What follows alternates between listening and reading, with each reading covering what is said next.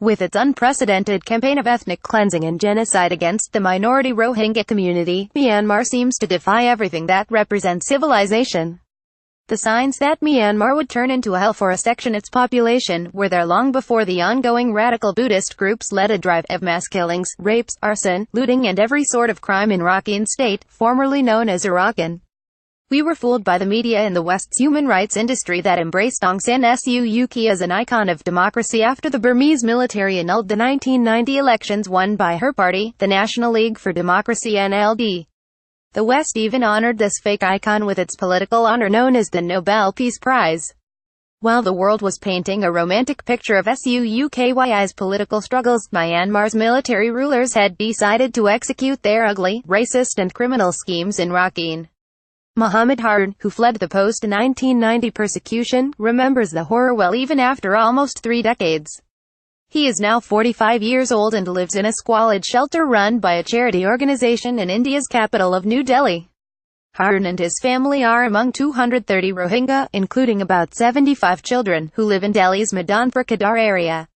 Their camp, built on an area of 1,100 square meters, houses 47 families. Living in such a cramped and filthy place is a daily indignity that he and his fellow Rohingya Muslims must endure. As if their appalling situation was not punishment in itself, the refugees are seen as a threat to national security by radical Hindu groups in India. The Indian government wants to expel them because it says they are in the country illegally. Is this life? Is this how human beings live? Harun asked, pointing toward the decrepit SS where smiling little children played, unconcerned about the dangers they would be exposed to if they were sent back to Myanmar. We do not want to live here. But where else can we go? Harun asked helplessly, aware that the Indian government wants to deport them. How are we a threat to India? We left our homeland to save our lives. We will go back when it is safe for us. We do not want to live here permanently, he said. His village is in Rakhine's Buthadong area, where widespread atrocities have taken place in the current wave of atrocities. The Rohingya suffering is a long story and one of the gravest injustices in history. Harun's family and the Rohingya community had hoped the elections in 1990 would bring new hope and Myanmar would see an era of peace after decades of military dictatorship. They had supported Suu Kyi's party in the election.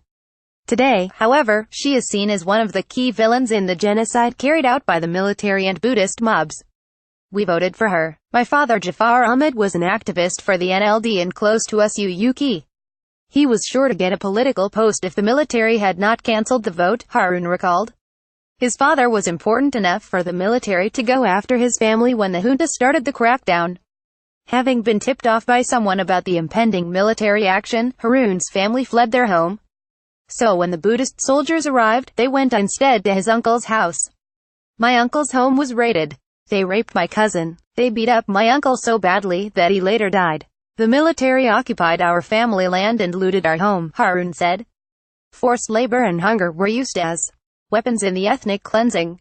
People were made to work against their will. We were given no compensation for the work we did, but we still had to arrange our own food. How much cruelty and exploitation could we suffer? Harun said. This was the template the Myanmar regime used in the latest campaign to uproot an ethnic and religious minority from its historical homeland. Extremist Buddhist mobs and monks have provided a cover of anarchy in a state-orchestrated campaign. No Rohingya refugee wants to go back unless the situation changes totally. This can change if the Rohingya are empowered to live like equals, without having to fear either mobs or the rogue regime that uses the facade of democracy to conduct massacres. We have no hope in Myanmar. We left because Myanmar became a place where there was no dignity, even in death. They took away all of our rights. Today the situation is much worse, said Mohammed Salamullah, 35, who went to a school in Rakhine and would resume his life in his homeland if his security was guaranteed. Such guarantees can be provided by an international settlement for the problem. Those guilty of crimes against Rohingya Muslims must be punished severely as a deterrent to other Toby savages both in Myanmar and other parts of the world. Across the border, Bangladesh has received more than 600,000 refugees in less than 5 months and is under strain to take care of them with its scarce resources. Other countries should show generosity to help the refugees so that the Bangladeshi government is not under pressure to cut a quick deal for their return to Myanmar. Myanmar believes it has the backing of some future superpowers in its anti-Rohingya campaign.